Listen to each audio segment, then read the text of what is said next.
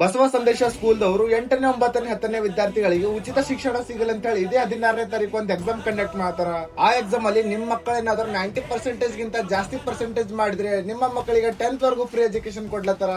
ಹಾಗೆ ನಮ್ಮ ಕರ್ನಾಟಕದ ಕಿರೀಟ ಬೀದರ್ ಜಿಲ್ಲೆಯ ಭಾಗಗಳಲ್ಲಿ ಕನ್ನಡ ಶಾಲೆಗೆ ತೀವ್ರ ಕಡಿಮೆ ಆದ್ಯತೆ ಕೊಡ್ಲತ್ತಾರ. ಯಾಕಂದ್ರೆ ಮೊದಲೇ ನಮ್ಮ ಬೀದರ್ ಜಿಲ್ಲೆ ಎಲ್ಲಾ ರಾಜ್ಯಗಳ ಗಡಿನಾಡು. ಅದರಿಂದ ನೇರವಾಗಿ ಎಲ್ಲ ಚಿಕ್ಕ ಹಳ್ಳಿಯ ಕನ್ನಡ ಶಾಲೆಗಳಿಗೆ ತುಂಬಾ ತೊಂದರೆ ಆಗುತ್ತೆ. ಅದರಿಂದ ಗ್ರಾಮೀಣ ಭಾಗದ ಕನ್ನಡ ಶಾಲೆಯಲ್ಲಿ ಮಕ್ಕಳಿಗೆ ಯಾವ ರೀತಿಯ ಶಿಕ್ಷಣ ಸಿಗುತ್ತಿದೆ ಎಂದು ತಿಳಿದುಕೊಳ್ಳುವ ಸಲುವಾಗಿ ನಾನು ಬಂದಿದ್ದೆ ಚಳಕಾಪುರ ಗ್ರಾಮದ ಬಸವ ಸಂದೇಶ ಶಾಲೆಗೆ. ಶಾಲೆ ಗ್ರಾಮೀಣ ಭಾಗದಲ್ಲಿದ್ದರೂ ಹೈ ಕ್ವಾಲಿಟಿ ಎಜುಕೇಟೆಡ್ ಶಿಕ್ಷಕರ ಸಿಬ್ಬಂದಿಯ ವ್ಯವಸ್ಥೆ ಇದ್ದು ಯಾವುದೇ ರೀತಿಯ ಪ್ರಶ್ನೆ ಮಾಡಿದ್ದರೂ ಉತ್ತರ ಮಾಡುವಂತ ವಿದ್ಯಾರ್ಥಿಗಳು, ವಿಶಾಲ ಆಟದ ಮೈದಾನ, ಅದರ ಜೊತೆ ಸಂಗೀತ ಕ್ಲಾಸ್ ಸಹ ಹೇಳ್ಕೊಡ್ತಾರ. ಹಾಗೆ ಶಾಲೆ ಗ್ರಾಮೀಣ ಭಾಗದಲ್ಲಿರೋದ್ರಿಂದ ಇಲ್ಲಿ ಕಲಿಯುವ ಮಕ್ಕಳಿಗೆ ವಿಶೇಷ ಸರ್ಕಾರಿ ಸೀಟುಗಳ ವಿಶೇಷ ಕೋಟಾ ಸಹ ಇರುತ್ತೆ.